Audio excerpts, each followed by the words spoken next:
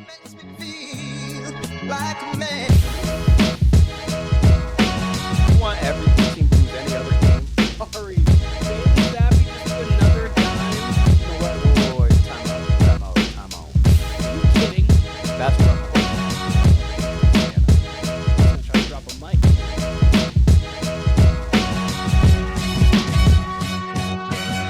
Welcome to the Warner Brothas Podcast. My name is Keenan, joined by my brother Kyle in person again, which is great. Kyle, how's it going? I'm all right. I'm tired. I can't lie. We had a nice meal a little over an hour ago, and I feel like I've been in a food coma since that. I was kind of tired for whatever reason.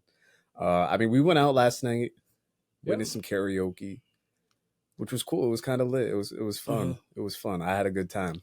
But I'm tired. I don't know. It feels like a Sunday. It's Thursday.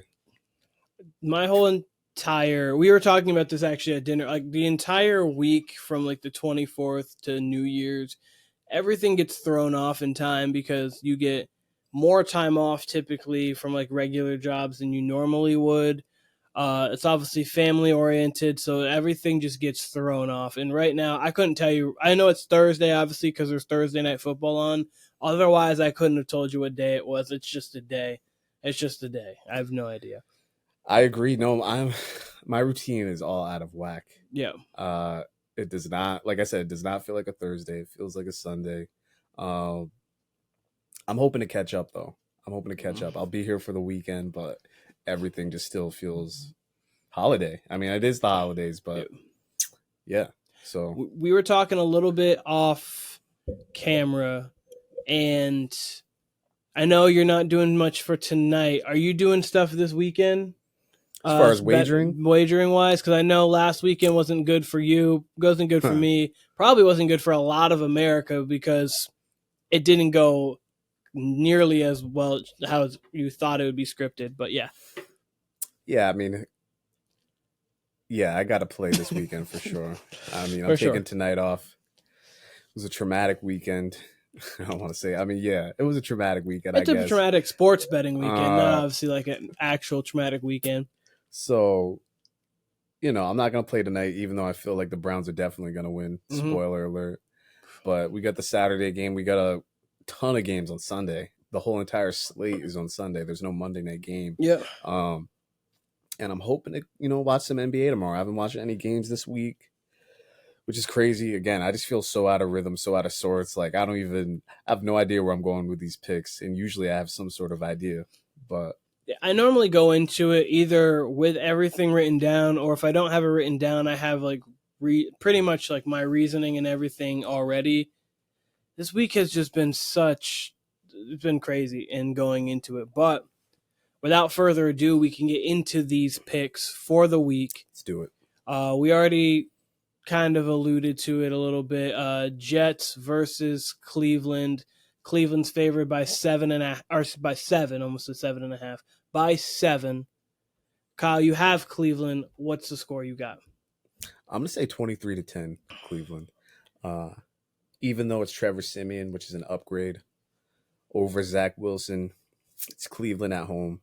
They hold their opponents to about 10 points per game at home. Everything's favoring the Browns, even though it feels like it's a game they would lose, just because I feel like the hardest weeks to cap in the NFL would be weeks 1, and then these last 3 weeks, like 16, 17, 18, because there's so many teams who have nothing to play for. Yep. And then in week 1, everybody's got everything to play for, And you can kind of put that to the first few weeks. It's a little easier, I think. But I think in particular, these 3 last weeks, you can chalk it up to any sort of outcome, and it might happen. I mean, look at the Pats and Broncos. The Ravens and Niners. If you would have Chiefs, picked Raiders, boy, don't even get me started. I mean, I'll talk about the Chiefs again. I mean, it's going to be more of the same, but I still can't believe how much they struggled to move the ball against the Raiders. But I mean, and people were up in arms about your Mahomes take. I mean, I got some support, but I got a lot of pushback, which, I mean, I'm not saying Mahomes is trash by any means. I just I don't think it's crazy to knock him from 1 to maybe 3 to maybe 5. I don't think that's crazy at all.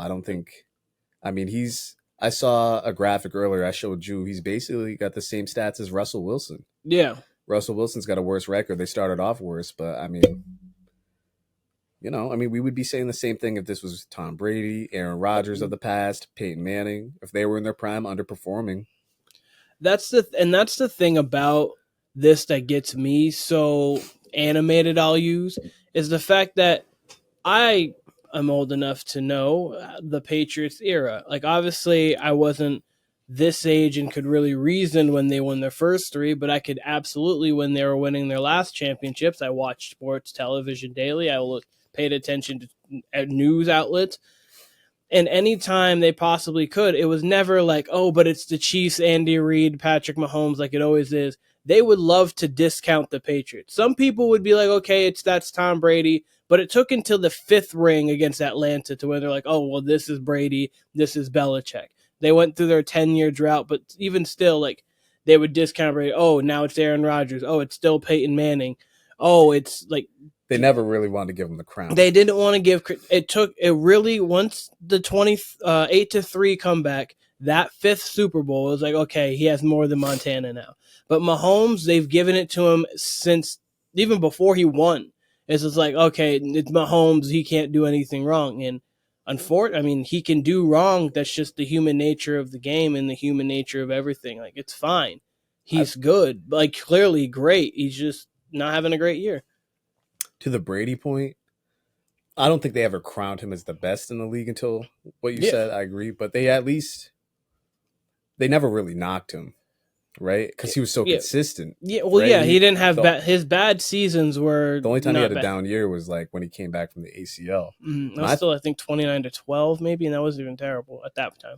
Right. And my thing is, I'll use Russ again. Russ last year completely fell off, but clearly had one of the worst head coaches of all time. And people couldn't wait to write him off. Like, could not wait. No. Could not wait. And it even continued into this year until he really, towards the middle of the year, started balling out. And even at the beginning of the year, he wasn't playing bad. He was kind of playing sloppy, but it was a new offense and such. And people couldn't wait to write him off. And I get it. Mahomes deserves a long leash in terms of, blame. But my point is, it's week 16. Right? Or we're going into week 17 now. Yeah. If it's the whole season, it can't just be the receivers. It can't just be, you got to give some to Mahomes. And again, I think I said this last time. It might not have been in the clip, but I think I give more of the blame to Andy Reid more than anything. Yeah. I would say you have to give the blame to the coach because he's control of the entire team. It's not just the one position. But we can't give Mahomes all the praise, especially for last season and going to the Super Bowl. And winning the Super Bowl, we give him all the praise. He's doing this with Juju and Marquez Valdez-Scantling. Obviously, Travis Kelce's there, but who else does he have? Jerick McKinnon, he's making into an actual viable option. And then he has the same cast of people, and now it's only the receivers can't get open. And the separation is not there. That is a fact. But also the fact is that Mahomes is throwing bad balls. That pick that he threw last week, that was a bad ball. It's okay. You throw bad balls sometimes. I watched Tom Brady throw plenty of bad balls. It happens. But anyways, I have, going to the game, I have Cleveland 22-7. You're right. This is one of those spots that possibly could be something to where, okay, the Cleveland it's on a short day rest. Amari Cooper's not there, so that could make this more interesting after his historic day for the Cleveland Browns, but I just think the Jets can't score. It's funny because this was supposed to be the Aaron Rodgers return game, which would have been insane to put him against this Cleveland defense at home on a short week with their offensive line. No surprise to me anyway that he's actually not coming back. Aaron Rodgers is a bit of an egomaniac and, loves to stir things. And, he's playing the whole, would have came back type shit. But I don't know. This is exactly what I expected. And if he would have came back for this game, his ACL would have been fucking ramen noodles by the end of the game. Yeah, Myles Garrett would have eaten him alive. By the second possession. So, yeah. But no, hey, the Browns should get it done. They're looking like a contender, which is crazy, being down their starting quarterback and their best offensive player. Yeah.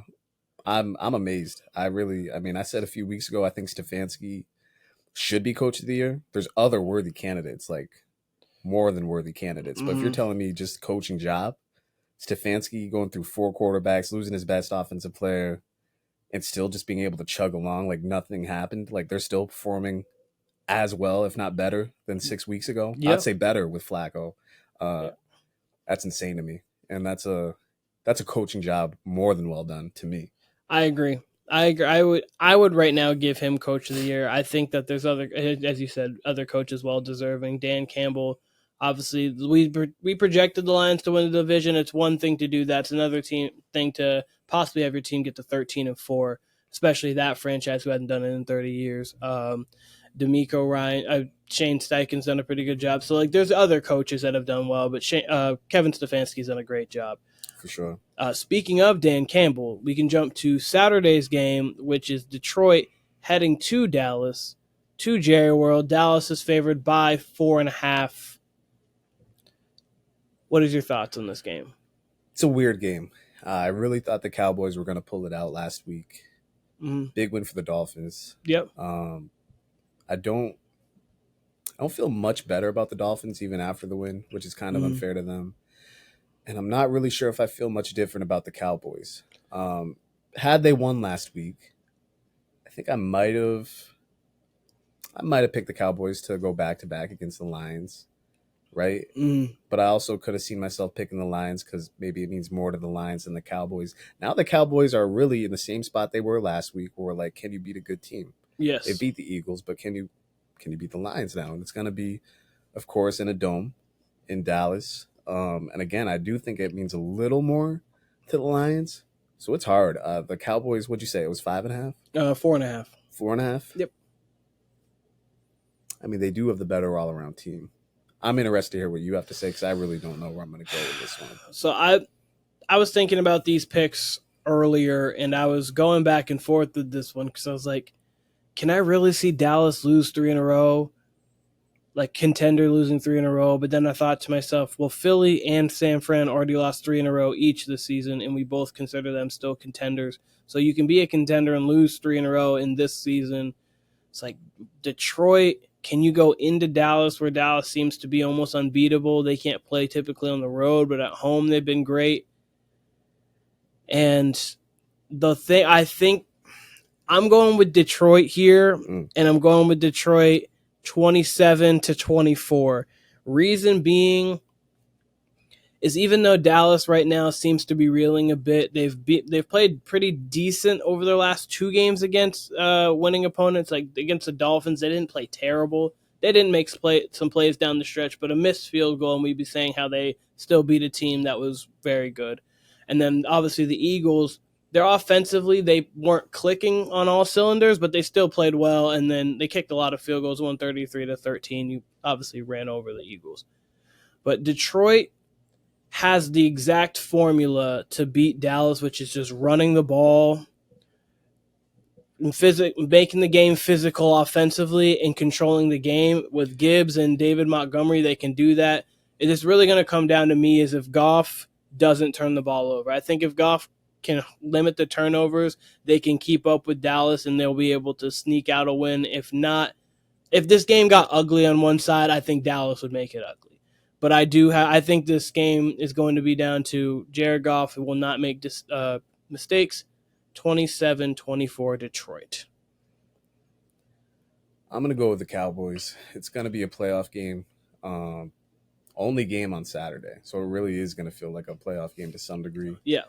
Great matchup. I'm going to roll with the Cowboys. We'll say 26-27. Cowboys by 1. Ooh. Late second drive field goal or anything like that? Or game-winning field goal for Brandon Aubrey. Yeah.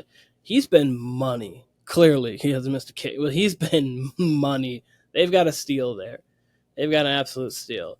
And game that should have been flexed into unless you want to move on. That was the next game that was on there. We go right into it. Okay. Miami heading to Baltimore. This should be the Sunday night game. This should be the Sunday night game. Baltimore is -3.5 right now. This one's tough because the trend of the NFL season would be that the Dolphins win this game, just because the Ravens beat up Mm-hmm. on the Niners.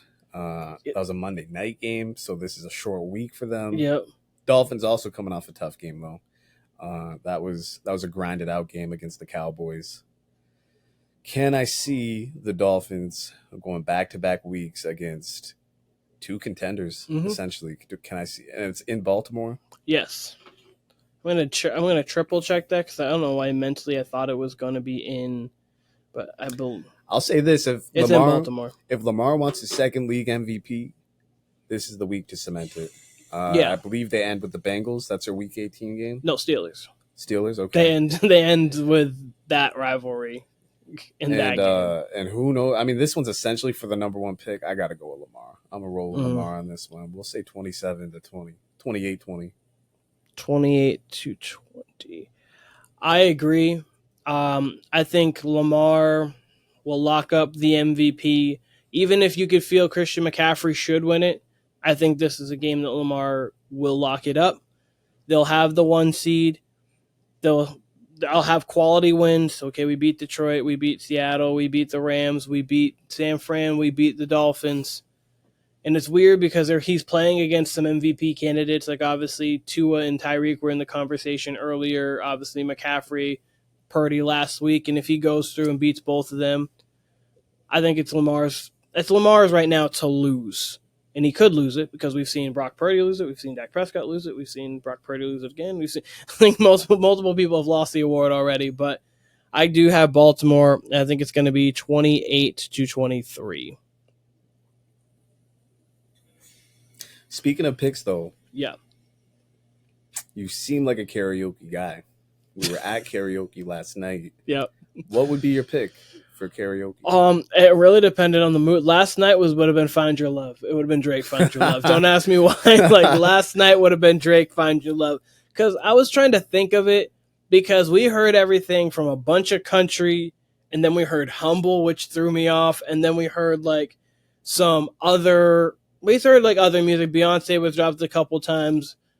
So it was more so I would want a song that people could vibe to, sing along, and that wasn't too, like, I'm going for it too much. Because the girl sang Easy on Me, and I was like, if you are not that great of a singer, like, you have to be a really, really good singer to sing that Adele song. That's just a tough song to sing. Like, I wouldn't want to be like, okay, I have nothing, Whitney Houston, and just go there. Like, like not me, like going up there and doing that song. You're like, okay, now I gotta really. So Find Your Love, easy song to go with. People could vibe to it, and I think it'd be nice. Okay. I think that right now, I could switch it up to, like, I don't know, something by Creed because I'm garbage, but like, right now it would be that. Okay. All right. Do you have a song at all, like that I would sing? Yeah, that you sing go with, that you would feel? I'm not much of a singer, you know. Yeah, I mean, I guess a lot of people aren't when they do karaoke. One dude killed it last night, though. Yeah, no, he did. That song "Funeral," which I'd never heard. Funeral. There was a couple. The one that sang Beyonce. I care. Beyonce, songs, I care. When she came out, I was like, oh, okay. She was all right. I'd probably do something along the lines of Humble. I'd do like a hype rap song, probably. Mo Bamba. Mo Bamba. Maybe Dreams and Nightmares. Oh, maybe Dreams and Nightmares. I feel like that's a good. I mean, that's a national anthem at this point. So the second hold up, wait a minute, Kyle, you don't even have to say the rest of the lyrics. Like, everybody else is going to be you're just going to hold the mic up. You don't even have to say anything else. So that wouldn't be a bad one to do at all. As long as you rap the first part, the second part you've got covered. Yeah, it's got to be an anthem like that. It would be either Dreams and Nightmares or I don't know. Annie Up. Yeah. It would be something in that vein. You'd have to hit him with a classic, of course. Anything like classic Biggie would be good too, because like everyone kind of knows that. Someone did Hit Him Up last night. That was an interesting choice. Yeah, especially since the last 2 minutes is just Pac talking shit. Yeah, they let it kind of ride, and she was done. He or she was done. I forget. It was a she, but like the thing about it is when you're going in doing that, it's too long. Like you don't want one of those songs that, like, that's a classic song. Don't get me wrong. I'm not trying to make it seem like it's not, but it's just like 5 minutes. No one wants karaoke for 5+ minutes. You need to be in there for 2:30 to 3:30 and go. No one wants 5 minutes of you. I'm sorry, but like we don't want 5 minutes of you. Like, especially not hit him up. No, especially not hit him up. Like if Tupac was alive right now and he was performing that song, he'd give you the first verse, the chorus, a little bit of the second verse, and probably cut it off and move to the next song in his set. He wouldn't give you the whole song. So I'm looking forward to R&B night tomorrow, though. R&B night's going to be interesting. I just don't know how it's going to go down, but I am interested. I'm assuming it's just R&B DJs, but if it's just strictly karaoke, karaoke. I'm expecting it's just going to be an R&B vibe, which is dope. Yeah, it's my type of shit. All right, well, moving on, we got our New England Patriots heading to Buffalo. Buffalo is favored by 13.5. I'll say right now the Pats cover. I'll say 24-17. Yeah. With Bills. Yeah, I figured. With the Bills losing earlier to the Patriots, I feel like there's zero way they lose the game. Especially at home. Especially at home, especially what the stakes are right now. Like earlier in the season, you can get away with a loss. Right now, they're fighting for a playoff spot. So I would be baffled if they lost this game. But I do think the Patriots can cover. I've got this game in the vein of 27-17. Got them scoring a little bit more than you, but I think around 17 for the Patriots. Their defense will give them one turnover, get them in plus territory. Bailey Zappe's playing well too. Bailey Zappe's is earning him a spot on the roster. He's not earning him a starting spot right now, but he's earning before 3 weeks ago. I was like, they just get rid of them both. I wouldn't mind having Bailey Zappe as your backup because at least he knows the offense. He can come in and he's showing that he can at least have you compete in a game. So I would not mind that at all. It's really interesting because we've heard. It's funny. Our guy Joe DiZazzo. Shout out Joe. He had the Pats at 13 wins, which is insane.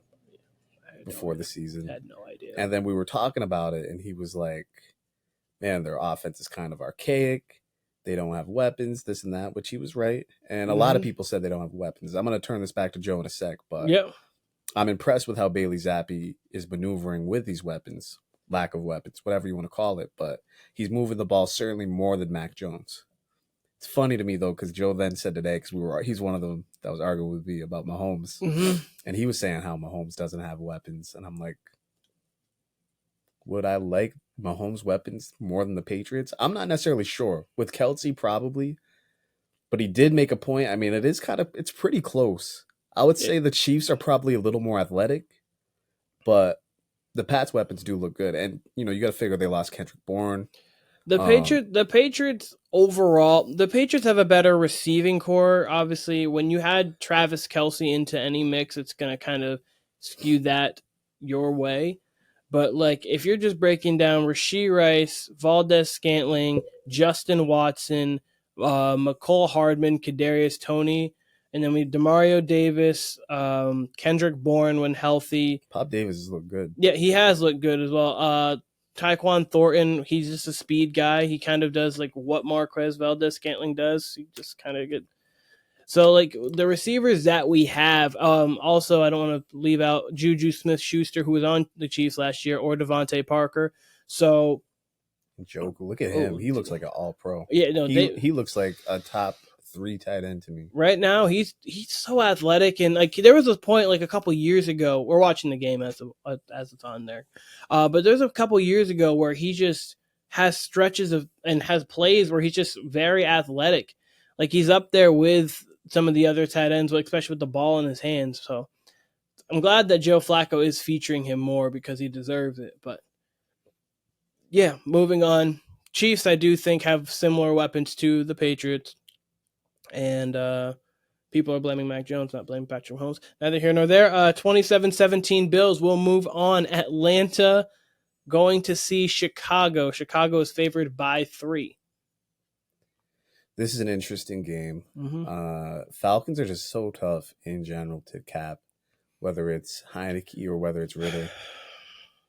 They spread the ball around more with Heineke. Yes, Kyle Pitts is more of a human with Heineke. When Heineke's there, you can actually pick up Kyle Pitts for fantasy if he's not there, he won't get touched. Thing is it's still Taylor Heineke, who I think is good, who I think is, in this league especially, is a starting level QB. But Fields has been playing much better. The Bears' defense has been playing much better. Yeah. The Falcons, their defense, they got one of the top red zone defenses in the league. I think this is going to be right in the vein of where all the Falcons games are, which is in that high teens to mid-20s zone, one possession game. They always seem to win or lose by 2. I got a score of 24-22. It's just where am I going to put it? I'm going to give it to the Falcons, even though I don't think I should. I have a hard time believing they'll win at Soldier Field, especially if it's cold. But it seems like they're due for a win. Let me check the weather before I truly make my pick. I got the score there. I'll go in on, I think I have Chicago in this game, and I've got Chicago winning this game. I'd have it around 23-18. I just like Justin Fields more. He can make plays with his feet. They seem to be gelling. Like him and DJ Moore have a nice connection, and the team seems to have faith in Justin Fields at this point. Obviously, there was a point in time where you hear the rumors around the league like, oh, Justin Fields doesn't really know the playbook and whatever. But right now, this team seems to have a continuity to it that Bears teams of the past couple years haven't had. Even though they're not really winning as many games, they're still competing in games. They're still playing hard. They're playing for their coach, and they're playing for their players. So I think that Brown's touchdown. So I think that I have the Bears in this 23-18, even though Atlanta needs the game. I'm going with the Bears. It's going to be about 33 degrees Fahrenheit on Sunday. I think that. Just want to make sure no one thought Celsius. I think that favors Chicago. You know what? No, fuck it. Keep mine. Oh, okay. It's Heineke. Okay. Heineke's used to that bad weather. He played in D.C. He played in Maryland. So I was going to say, he's not afraid of a moment. I mean, we saw him kind of go toe-to-toe for 3 quarters against Tom's. Like, he's not afraid of a moment. So next, we've got Tennessee going to Houston. Houston's favored by 4.5. C.J. Stroud has cleared concussion protocols. He will be starting in this game. Is it going to be Levis or is it going to be Tannehill this game? That I don't know. I want to say Tannehill, but let me check and see. But C.J. Stroud, I know, will be starting. It is in Houston. Oh, boy. I think it's going to be an ugly game. Yeah. I feel like Vrabel is, to his credit, still has his team motivated, still has his team playing hard, regardless if it's Levis or Tannehill. Looks like it's Levis starting. Okay. Regardless of if they're in or out of the postseason picture, yep, they still seem to be playing hard. I'm going to go with the Texans with Stroud at home, but I do think it's going to be a closer game. I'm going to say 21-17, Houston Texans. I think it'll be a little bit for CJ to hit a rhythm after the first quarter, but I think once he kind of gets back in the rhythm, gets a few drives under him, they'll kind of pick up where they left off for the most part. I've got the Texans in this game 27-20. I do think it's going to be a harder fought game for most of it, but then the Texans just show that they're a little bit better of a team right now. Yeah, I mean, these are the games that I have such a tough time with at the end of the season is the divisional games. Yeah. As we saw with they the can go Raiders anyway. Chiefs. They can go anyway. Like the Titans could win this game 24-12, and the CJ is just not feeling right or whatever, but these games are tough. These games are tough. Who we got next? Next, we've got Raiders going to Indy. Indy is favored by 3.5. Weird game. I'm rooting for Indy to fall out. Mm-hmm. Even though I shouldn't. They're pretty fun to watch. The Bills are in. Looks like the Broncos are not going to get in, especially since they're benching Russell Wilson for financial reasons. No, they basically said, "Hey, we're getting a new quarterback next season, and Russ, you're going to sit next. You're going to sit here." Colts put up points at home. Mm-hmm. Yeah, Raiders going west to east. I mean, it's going to be the Colts. I'll say 28-17 Colts. Ooh. I actually have the Raiders winning this game. I like the way they're gelling. Obviously, they're coming off back-to-back huge wins. Your huge win of scoring 63 in a game, and then beating your rival, what's been the monster of your division, the Chiefs. And I think they're rolling. I don't think they're going to overlook this game because they're playing really. I mean, they're playing for a playoff spot because they're now played their way into it. I like the way this team is looking. Defensively, they've two touchdowns last game, two touchdowns the game before. Not that they're going to get to this game, but I do think they can create some turnovers. I've got this game 24-21 Raiders. I do like how Antonio Pierce has him playing. I hope he gets the job. I think it's a foregone. I think it should be, rather, I should say, a foregone conclusion at this point. Like, they were looking dead in the water, and then this team's got energy. He can go into the office and say, we scored 63. We beat the Chiefs. This is in a short span of time. This defense is fired up. This organization's fired up. I would agree, except they had an interim coach a couple years ago, Rich Bisaccia, who got them to the playoffs, played really well, and they replaced him with Josh McDaniels. Yeah, so. Look, the key word is should be a foregone conclusion. Like, there is no reason for him not to be the coach next year. At least he deserves that. But will he? It's the Raiders, so we'll see. Rams going to New York to face the Giants. Giants are 5.5-point underdogs. Tyrod Taylor starting this game. Tyrod Taylor is starting this game. This is another one it's gone. That's tough because Tyrod Taylor is probably better than Tommy. He's definitely better than Tommy DeVito. Let's be real. Yeah, and he's good enough. He's a game manager. He's a game manager. You know what I mean? Like he just hardly ever turns the ball over. He can get you deep a couple times. And they're so well coached, right? Like automatically you put the Rams to win this game, but Dable has them looking a lot like they did at the beginning of last year, where maybe they're not the most talented team, but they're certainly not going to beat themselves. Whereas earlier in the year, they were beating themselves, and it was sloppy football. They've gotten away from the sloppy football. Yes. So I think this is going to be a tougher game. The Rams do need this game, although they're in the playoff picture. I do not think it's going to be easy at all. Man, I just had one that was 21-17. Let's say 23-21. Almost said St. Louis, but the Los Angeles Rams.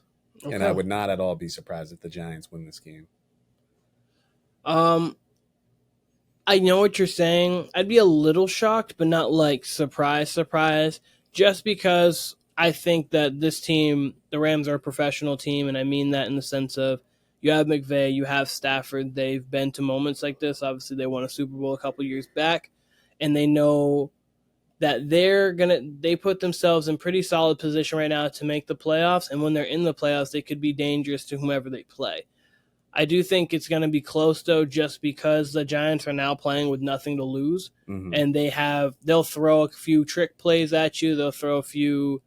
They're going to play hard. They want to get as many wins as possible. And Tyrod Taylor is a good quarterback, a solid quarterback, I should say. 26-21 Rams, though. I think that they'll be able to squeak a game out.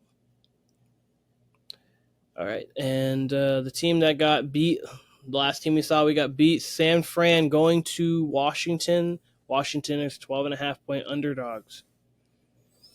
Great bounce back spot for Absolutely.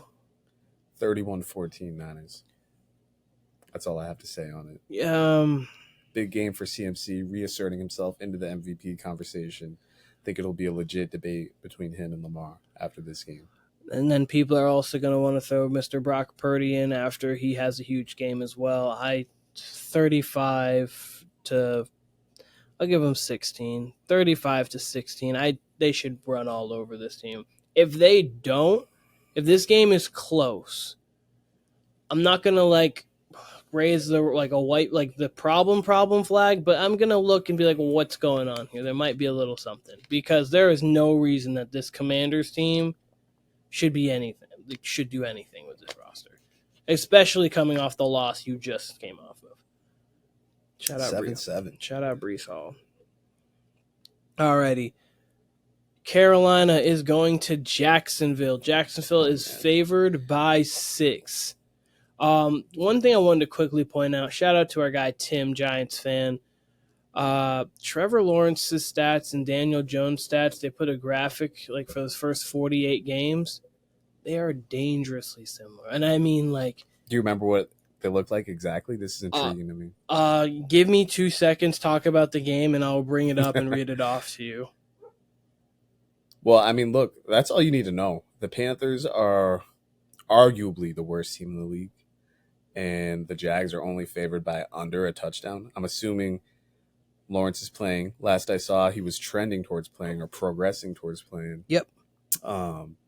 So for them to be favored it's in Jacksonville. Yes. At home, you're favored under a touchdown Against the Panthers? Against a 1-win team, 2-win team. 2-win team. They're not good.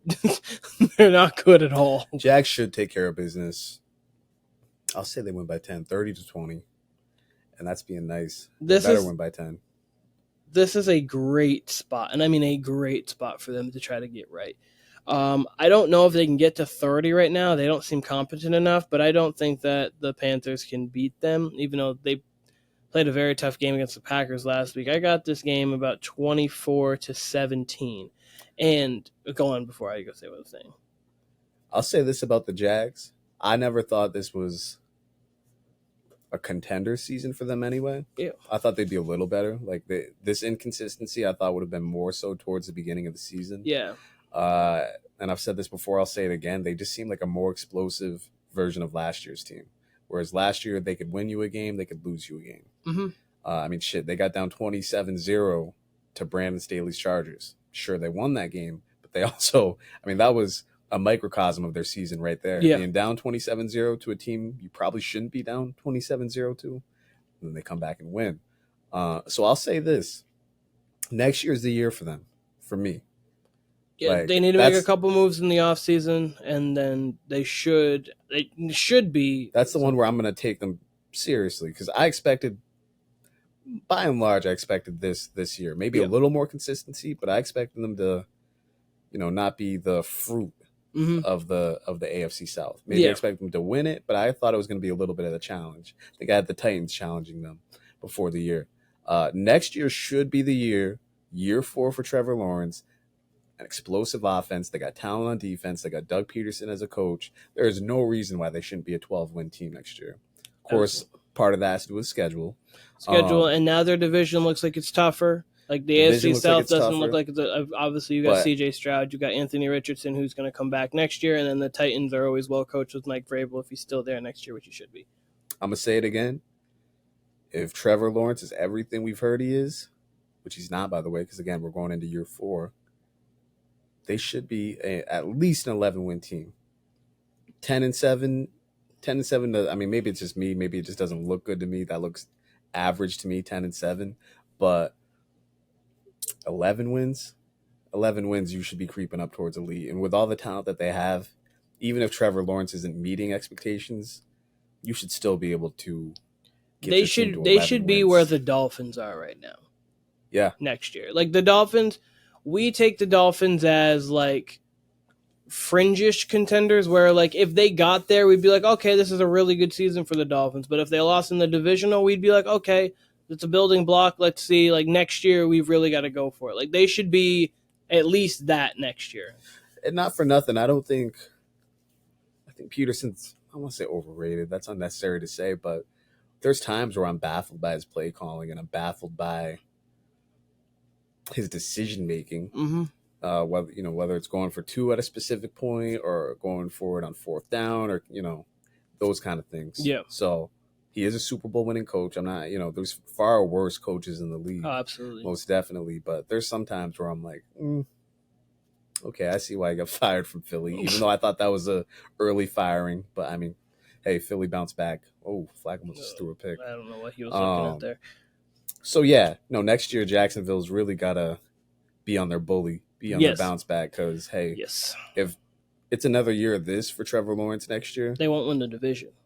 They won't win the division because, like you said, Houston's going to be rising.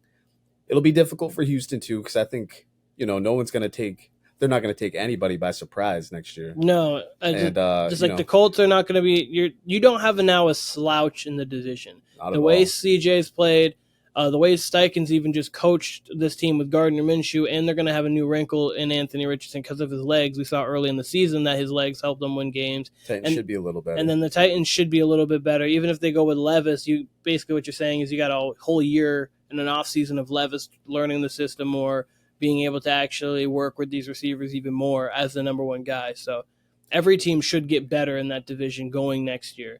And the Jags need to follow suit. We didn't even mention this. We talked about the Texans before. They're still in play for the division crown. Mm-hmm. So are the Colts. Huge game. Yeah, huge game for each team this week. So, I mean, I don't think the Jags are going to lose to the Panthers. But, man, if they were for some reason to slip up, they could fall out of the playoffs entirely. I don't predict it, but you never know. Like, I wouldn't have predicted them losing all these games that they have thus far. So, like, they are a 500 team outside of England this year. Yeah. In the States, they're a 500 team. It's just, or maybe even below 500. they're below 500 now. So. They're below 500 now, which is crazy. So I do want to read these stats off real quick. Trevor Lawrence, 12,204 yards. Daniel Jones, 11,992. So about 250 yards off. This is through their first 48 starts. And Trevor Lawrence hasn't missed a game. No, right? He has not. Jones has missed some. Yeah. First 48 starts, and then Trevor Lawrence, 66 total touchdowns. Daniel Jones, 64. Total turnovers. Trevor Lawrence, 53. Daniel Jones, 54. Completion percentage. Trevor Lawrence, 64. Daniel Jones, 63. Quarterback rating. Trevor Lawrence, 85.5. Daniel Jones, 85.4. Trevor Lawrence's record's 20-28. Daniel Jones is 19-29. So what you're telling me is Trevor Lawrence is just a tick. Like 2 touchdowns, 1 less turnover, 1% better completion percentage, 0.1 quarterback rating, 1 win better than Daniel Jones. He's pretty much had 1 better game than Daniel Jones in totality when it comes to it. I'll say this, what that doesn't account for. So is Trevor Lawrence right now, is he going into his 49th game? Is that what I believe that was posted like a couple weeks ago, but that has been looming around. I understand that doesn't give as much context with the Urban Meyer year and things like that. And that's what I was going to say. What that doesn't have for context is the Urban Meyer year for him, and then Daniel Jones before Dable, they had some horrific front office years.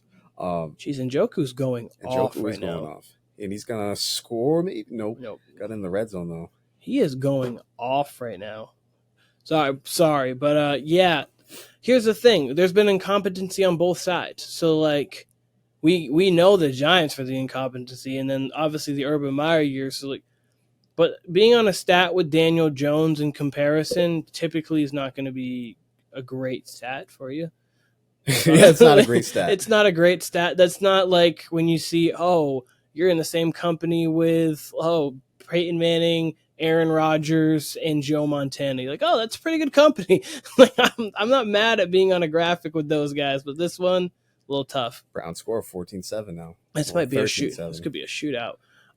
Simeon Flacco. But speaking of another team who needs another win, I should say, Arizona is going to see Philly. Philly is favored by 10.5. This is tough because even though Arizona has a ton of warts. Yep. Kyler's playing for something. Yep. This is only like his 6th game probably. If that. And Philly's defense isn't good. Kyler's going to put up numbers. I could see Philly losing this game. I hope. 13-7 it is. I hope that they do, just because I kind of do like the chaos, and this would be massive chaos. I'm going to go with the chaos pick then. I'm going to go 28-24 Cardinals of Arizona. Ooh. So, is it just that you feel like Kyler Murray? Why do you feel like, because this is your Super Bowl pick. The Eagles were a Super Bowl pick. Why do you feel that, the Eagles were your preseason Super Bowl pick. Why do you feel that Arizona's going to beat them? The defense is weak, and Kyler has something to play for. It's really as simple as that. And again, that's why I think these late season games are hard to cap because, yeah, and to the general public's eyes, oh, it's Philly over Arizona. But like I said, Arizona's got something to play for. They got a new coach. Like they're really trying to do new things. Kyler's really trying to get in a rhythm, and he's exactly the type of quarterback that would give them problems. Yes. He can extend plays. That secondary's weak. It's in Philly. Yep. That's a little tougher. Philly's a tough place to play. It could be a little colder, but they just didn't look good against the Giants, and the Giants aren't anything great. They don't have a lot of talent. I'd say Arizona has more offensive talent than them. Yeah. You can run the ball on Philly. I think it'll be another wake-up call. Then that'll make that Giants game in Week 18 all the more interesting. They can still take back the division with that game. So Dallas winning, Philly losing, just for the chaos. That means that Dallas would have to lose. Actually, if Dallas wins and Philly loses, Dallas is pretty much locked up the division because they play the Commanders in Week 18. If they lose to the Commanders, that's tough. Philly needs this game. But I kind of do have it a little bit on upset alert too. Like I think there's absolutely a possibility that the Cardinals could win this game because Kyler can have one of those games where you're like, oh, that's the star quarterback right there. He's also low key a little bit playing for his job. Like not that I think that they should get rid of him at all. I think that you try to get weapons around Kyler and you roll with him, but you never know. Organizations make brash decisions all the time. Like they could move on, try to get Drake May, maybe Caleb Williams if they could manage. Obviously the Panthers are looking, or the Bears, I should say, are looking like they have that number 1 pick locked up. But I do have Philly in this game. I can't pick it. I do have it close, though. I have it 28-25. This has got to be a Jalen Hurts game. This has got to be a game where we're looking like, okay, Jalen Hurts was the best player on the field. I think it's got to be a DeAndre Swift game. That's fair, too. I think they don't feature him enough. I think it's got to be an old-school Philly game, which it kind of was in the Giants game. I mean, I missed the third quarter. I missed the comeback. Browns got the ball back. Go score. Looks like, yep, Browns got it. I think it'll be a small bet on them getting a defensive touchdown today. There you go. I wanted them to score. Wouldn't that be a special teams TD though? Yeah, it's defense/special teams for this stuff. So got you. Yeah, no, I think it's gonna be an old school for Philly to win. It'd have to be an old school Philly game where it's them controlling the clock. And I feel like I've said this the last few weeks, and I feel like they did get back to that against the Giants, but then things kind of just went haywire. So they need what they really need more than anything is a get right game from their defense. Yep. Just a dominating, or maybe even just causing some turnovers, some sacks. Like they just need that. I mean, if they can't get the defensive line going, they look like a first round exit to me. Truly, they're kind of more so believe it when I see it. But that's where the Cowboys do have a leg up, is they kind of could just fall back on their defense, which Philly could do last year, and they no longer can do that. No. So, but hey, postseason's the third season. Philly is seasoned there. They got a lot of vets. They still got that offensive line. So I don't know. I do have this feeling that they're going to turn it around in the postseason, but it's not looking good as well. So I have kind of the little bit opposite. I think they're going to win this game, but I'm not sure about them in the postseason right now at all. But we're going to move on to a team I actually have a little bit more confidence in right now about who they are. The Saints going to see Tampa. Tampa is favored by only 2.5, which is kind of shocking to me, and that's at home too. Do you want to go first? I can take this one too. I don't matter. I'm taking the Saints strictly because the NFC South just hasn't had any rhythm to it at all. It's starting to get rhythm. I'm going to go with the Saints, though, 25-22. Oh, man. Okay, I was not expecting that one. Me, on the other hand, I have Tampa because I think that Baker Mayfield's playing some of the best quarterback he's ever played.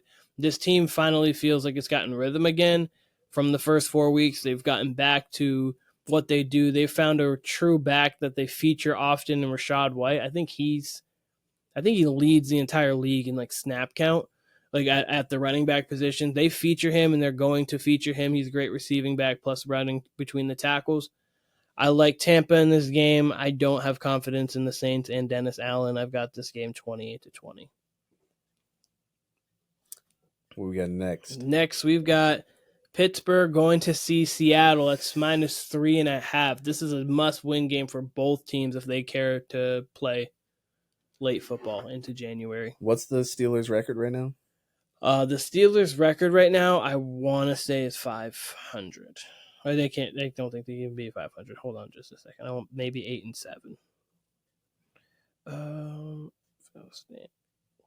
They are a 8-7 team. Yes. 8-7 team going to see the 8-7 Seahawks. So both of these teams are above 500. And then we'll have the Ravens after that. Who knows if they'll have anything to play for? So maybe Tomlin can still keep his 500 streak alive. That'd be cool. Who is starting this game? Is it Rudolph? It's not going to be Trubisky. Is it going to be Rudolph or is it going to be Pickett? I haven't heard anything about it, honestly, yet. I'm not sure they know. I'm going to assume it's Mason Rudolph as of right now. I don't honestly think it makes that much of a difference between Rudolph, Trubisky, or Kenny Pickett. They're pretty much all the same guy. They just do it different ways.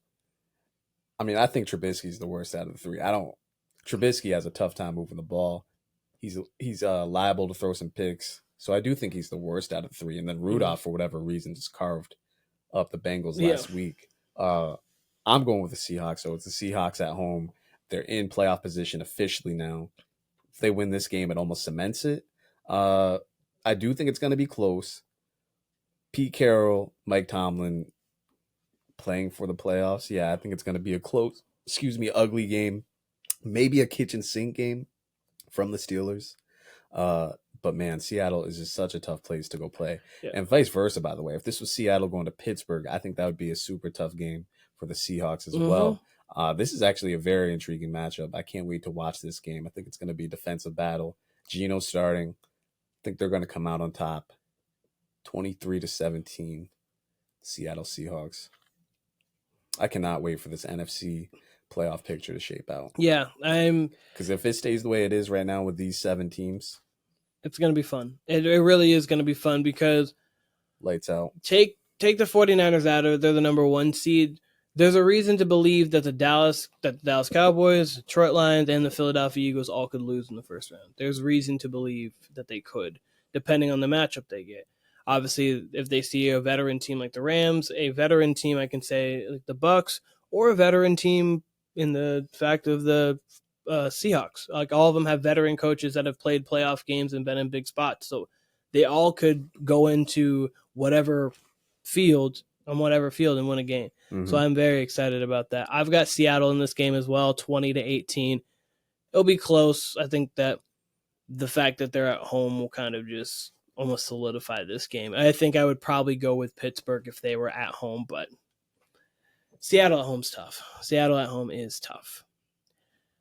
Next, a game that about 9 weeks ago I was super pumped for.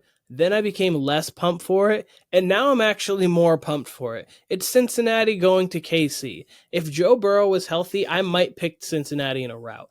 But Joe Burrow is not healthy. It is Jake Browning. Kyle, how do you feel about this game? Well, aforementioned, we just mentioned how Mason Rudolph tore up this Bengals defense. So it should be a get-right spot for Mahomes. Not a gimme by any means. What's the line again? The line's -7, which is a little shot. Generous. That's very coming generous. off of what the Chiefs. I mean, I guess they like Vegas thinks that this is a get-back spot for the Chiefs because I understand it's in KC, but the Bengals are 8-7, and they've looked, other than the Steelers game last week, they've looked pretty formidable without Joe Burrow these last few weeks. I'll say this: the Chiefs need to look good this game. If they don't, if it's anything like the last few weeks where they're just struggling on offense, I'm not exaggerating when I say they struggled to move the ball 30 to 40 yards against the Raiders. Like, it was a grind, and a lot of that was because of Mahomes scrambling for them to even get first downs. Like, they are legit struggling to move the ball. Yes. The Bengals defense isn't great. It can show up. They have experience against the Chiefs. I don't know. The Chiefs need to show up. That's really all I have to say, because if they don't, that was a terrible throw. Go. You might get it. You're Go. gonna get it. You're gonna. Let's You go. got it. There you go. Defensive touchdown. Let's go. Pick 6. Let's go. I had them, and then I had it parlayed with them winning by 10, and it was like $10 to win 95. So let's go. I love it. Up double digits. Let's go. Just keep it this way. Thank you, Trevor Siemian, for giving me that one. Sorry, Kyle, I got excited. Go into your score, Chiefs, Bengals. I'm going to say 2017. I hope it. Chiefs. Okay, so I don't really care right now if the defense for the Chiefs has looked pretty good to really good all season long. They've looked like a top 6 defense this year. This is one of those games that I would hope for their sake. Like if they won 40-37, I'd feel more confident than if they won 20-17, because that's at least showing me that the offense is moving the ball and looking like an offense again. I have more faith in the Kansas City defense than I do than the Kansas City offense. I've never thought I'd say that with a Patrick Mahomes-led team, but it's where we are right now. I'm going to go. You know what? I was going to go with the Chiefs. I'm done going chalk. I'm going with the Bengals. I don't like this Chiefs team at all. I don't think they're great. I don't know if they're good. I really don't. They have not looked good over these last few weeks. The same way you feel about Arizona going against Philly, Jake Browning hasn't looked bad. You've got T. Higgins. Jamar Chase might be back. Joe Mixon can run. They've got offensive weapons. I know they're missing DJ Reader, which is tough for them in the middle of the field, and they're missing Sam Hubbard, I believe, still, but they still got Trey Hendrickson, who I think has 13-plus sacks this season. They still got something to play for. They've got something to play for, too, because they can make the playoffs. And for them, they're not a team where it benefits oh, man, we're going to get the 16th pick in the draft instead of having the 18th pick in the draft. That doesn't matter to them at all. They're playing for the playoffs right now. I think they win this game, and I've got this game being 24-22. Sorry, Kansas City. I'm not at all. I couldn't care less. But there's that. A game that before the season started would have looked cool. Now, I don't really care for it. We got the Chargers seeing Denver. We got Easton 6 seeing Jared Stidham. So it's going to be one of them ones. Denver by 3.5. Denver by 3.5. Let's I don't have much to say. I don't know. I'm gonna go with a classic score. Denver can't get above 16, but they're gonna win this game 16-13. What am I classic? Denver can't score above 16 games. So, you know what? They're competent. The offense has been competent. It's still Sean Payton. In fairness, yeah. Jared Stidham, they paid him quite a bit to be a backup, and Stidham looked good on the Raiders last year. This Chargers team, as expected, is at least playing harder. It's in LA. It's in Denver. In Denver. Not that I would have made a difference. It's weird. But... I just want to say they did Russ wrong. They did Russ wrong by benching him. They're still. It's not likely that they make the playoffs, but they're still. This is completely a financial, contractual decision, which is whack. Someone's going to get a quarterback in Russell Wilson next year that still has ability. Would you be fine with the Patriots getting him?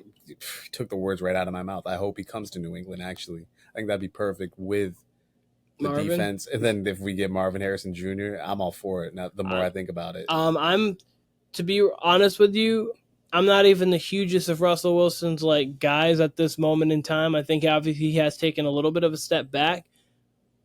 But if you're not asking him to do much, if you're asking him to manage a game and be cool on third down, I'm good with that. That's we have Ramondre. You may get Zeke back, and you don't get Zeke back. You can find another duo to find there. That's an easy back to fill. You got Marvin, Kendrick Bourne. When we sign him back, I believe we should. You can pick up a tight end. The offense just needs a competent quarterback and a number one for me, and that would be filling both. I wouldn't be mad at it. Not in the slightest. And that's one of the teams I think he would fit on the most. Who do they even have at quarterback? Oh, that was Garrett Wilson. I was like, who the fuck? Who's this 17? I kept looking at 14 and thinking it's Sam Darnold. I keep thinking Sam Darnold's back in New York. It does look like Darnold. I'm going to actually go 38-24 Chargers. 38-24. Meaningless game, meaningless score.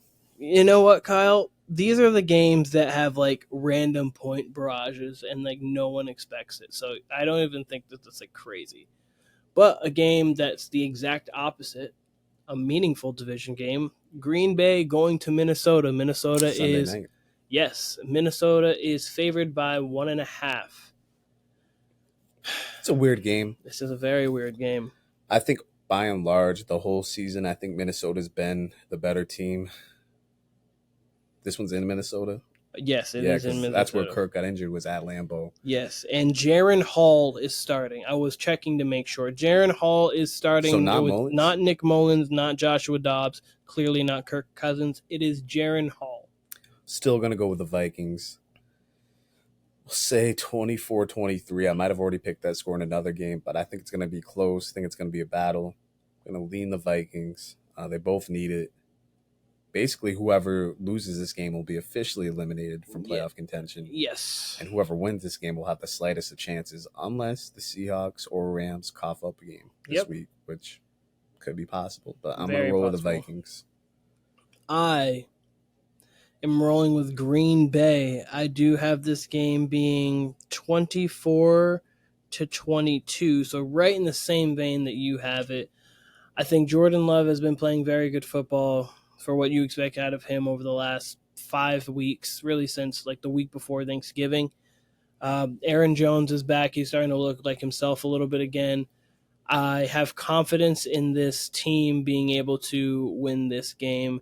I don't know what Jaron Hall is. I know he's got some talent, but I feel like the more veteran Green Bay Packers will be able to pull this game out. And that is that. Do you have a Monday morning headline for this coming week? Because obviously this is one of those very important weeks in the NFL. I think I kind of gave it. It would be that McCaffrey has a big game and that the showdown will be McCaffrey and Lamar for MVP going into week 18. McCaffrey. Or, of course, if it goes, even if the Chiefs win, if it's a win ugly, maybe that, people are all the way down to the Chiefs again. But no, I'm going to go with McCaffrey one. I'm going to go. Pinned him. Oh, good. Jeez, what a punt. Mine is, I do think Lamar is going to lock up MVP, but my headline is going to be that Detroit is now the second best team in the NFC. Okay.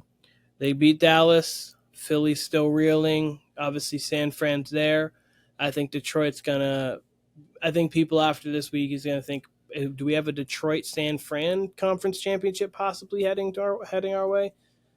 So that I think ours is we're going to be talking about Detroit on Monday. It's crazy that we're this far into the season and there's still so much up in the air below San Francisco in the NFC as far as no idea. Because a few weeks ago we would have said Dallas, and a few weeks before that we still would have said the Eagles. After the Chiefs win, we would have said the Eagles. After the Philly win, we would have said Dallas. San Fran, after the fact that they've gotten everybody healthy, they've looked like a juggernaut. So, yeah, and then the Eagles lose to Seattle and don't look great against the Giants. I think this week will tell us a lot, especially about those three teams, about the Eagles. If the Eagles can just dominate, cool. Then you get the Giants next week. Cowboys and Lions, like I said, that's essentially a playoff game. Yeah. And a mini playoff game, which we get a lot of those towards this time of the year. Thanksgiving stretch, I keep repeating it, but this truly is Saturday night. No one else on the slate. Dallas at home against the Lions. The Lions finally have something to play for. They're officially in the playoffs, but man, this would be a statement game. And like you said, that would lead into your Monday morning headline with, the Lions really reclaiming that number 2 spot. Yes. We shall see. Yeah, very much so. I'm interested in this because the playoff picture, as it normally isn't, but it feels more in flux now than it's been in a little. Last year was in flux, but I felt like you had multiple teams that were solidified. Like I felt the Chiefs were solidified, the Bengals were solidified. Obviously, the Ravens would have been, but they lost Lamar. In the NFC, the Eagles were, the 49ers were. There are multiple. It's the 49ers, it's the Ravens for me, and even then, some people still have a touch of questions about the Ravens because of the playoff success. have no idea after that. True. You could tell me, and you could tell me the Browns, the Dolphins, the Chiefs, the Bills all made the AFC Championship game. You could tell me the Cowboys, the Lions, the Rams, and the Eagles all made the conference championship game, and I'd believe all of them. Every single one of them. I have no feel for what the playoffs are going to be, which is I'm kind of happy for because I don't know. And I'm glad that the Ravens beat the 49ers for the sole fact that like I now think the 49ers can be beaten by a really good team. Because sometimes when you get into that stretch, you look at a team, you're like, who's beating that team? Like, I always bring up the Warriors. Like, when the 67 Warriors, it was like 67-15 with Kevin Durant. Like, who's beating that team? No one's going to beat that team. We already know how the season's going to end. And it ended the exact way everyone thought it were. They won in a landslide. So I hope that doesn't happen. I'm glad that I don't feel like that's going to happen, even though you never know. Could happen because the 49ers are just that talented. They could just blow everybody out and win it all. I still think they're far and away the better team. I mean, look, the Ravens narrowed that gap, but I said this the other day when we recorded. I still think the Niners would be favored in the Super Bowl, hypothetically. And obviously, we'd have to see how those games play out. But, man, the Niners are just so talented, and they can just put up so many points. I mean, shocking to me what happened on Monday. Again, if you would have told me the Ravens were going to win, I would think they win close. They dominated. And even this still, is the one outcome I didn't think was going to happen. And even still, I said it then. If they just hand the ball off to McCaffrey on third down, even if they get stopped, they still have 4th and goal from the 1. They had more than enough chances to get it to a 1-score game there. Yeah. They ran the wrong play, in my opinion, doing a play action. Pass rush got through. They get it at the 10-yard line, 12-yard line, whatever. I think that changed the game. I mean, the score will say different, but, man, they had a chance right there to score, get it to 1 possession right before the 2-minute warning. Everything was in their favor. They got a little cute with it, but, hey. But personally, I was going to say, I would say that the 49ers would be favored too, so I do agree with you there. I just think that the way the Ravens are constructed, they present a great matchup for the 49ers. It's just because they can... And they're well coached. Yeah, they're very well coached. You've got a quarterback who can be the best player on any field, any given day. And then you've got a defense that is very fast, very live, and can get home with 4. And that's what you need to beat the 49ers, and that's what the Ravens have. So I think that's what's going to would make that interesting. The only other team that I feel could make it interesting, like looking at it defensively cross-conference, would be the Browns, but they don't have the offense for it unless Joe Flacco and David Njoku are looking like they did now until the fumble that I just watched. But Browns beat them. Yeah, the Browns, I know, I was going to say, Browns beat them before, so they can take from that game. Like, the Browns, low-key, could do it. Like, I'm kind of... I have far more confidence in the Browns right now than I do the Chiefs. Absolutely. The Browns, to me, are the second or third best team in the AFC. Probably between second and fourth. It really depends on the day. Sometimes I give the credit to the Dolphins. Some days I can give the credit to the Bills. Some days I can give it to the Browns. And with the Browns, it comes down to just Joe Flacco's play. I would say third for me. I would say it's Ravens. See, that's a hard thing. Ravens, Bills, Browns for me would be my top 3. See, I'm fine with that. Chiefs 4. See, I'm fine with that. It's hard. It's hard. That's hard for me. But I trust the Browns a little. I trust the Browns to be what they are. I trust the. You can even talk me into the Chiefs being 5th. Oh yeah, no, the Chiefs are kind of a toss up to me. Dolphins are at least more explosive. You could talk to me. Talk me into having the Chiefs all the way down. Since Jalen Ramsey's been back, they've played like some teams, like they've played the Jets twice. They've played some teams that haven't had great quarterback play, but since they've been Jalen Ramsey's been back, that defense has been playing very good. So we'll see if it can stack up against a really good team this week. If they can play good defense against the Ravens, maybe this Dolphins team actually can go do something. But the Chiefs are the 5th best team in the AFC to me right now. And man, listen, if the Texans had everything, I might take them over. I don't have confidence in this Chiefs team right now. Mahomes and Kelsey both look like they don't know what's going on. Like they both just look like I don't know what's happening here. We've never had to deal with this before. And Andy Reid's looking like I haven't had to deal with this since I was like since Alex Smith was here. Like, I have no idea what's going on. They played a lot better with Alex Smith, though. They did play much better with Alex Smith. This is the worst in Andy Reid team's looks, and it's the Dream Team Eagles or the Kevin Kopp Eagles. Namdi Asamoah, when they got that crew together and they went like 4-12 or something like that. Yeah, no, that was a big high and a big fall because that offseason was crazy. But yeah, that's everything I have right now. I don't know if you have any other questions, comments, or concerns. I just want to shout out the New York Giants. We hear all the time about class organizations. Yep. I have a friend named Jessica Paliuka who is a nurse at a senior living community who had a patient who has Alzheimer's. She reached out to the Giants. The Giants reached out back and sent this man more than enough back. I'll say that. Autographed, gear, all that, reached back out. So that was a pleasant surprise for me to hear. That's truly a class organization. Absolutely. No, that's 100%. I had no idea about that. That is... Shouts to Paliuka, by the way. Shouts to the Giants, though, absolutely. Too. But that's phenomenal. That's great to hear that. Obviously, you can't do it to every single person that ever happened because that's just way too much. But everybody who you can try to affect and give back to that you're going to do that, no, that's great to hear. That's absolutely amazing to hear. Yeah, I believe it was a signed football, signed hat, and maybe a shirt or something like that. But the whole team signed it. Huge Giants fan. Like, that's class all the way around with the Giants. And you hear that the Giants, Steelers, Pats, Cowboys, you hear that thrown around a lot for class organizations. Yes. True to the word as far as the Giants go. So yep, absolutely. That's great to hear. Big props. Shout out to the Giants for that 100%. I hope you win this weekend now. Absolutely. I hope you blow out the Rams. Like, I really do now. That's good to hear. But this was the Warner Brothas Podcast. That's Kyle. This is Keenan. That's Castro on Live Take. This is Keenan Warner on Live Take. Check us out there. We're going to be coming with some new content there very, very soon. Going to come with a lot of heat very, very soon.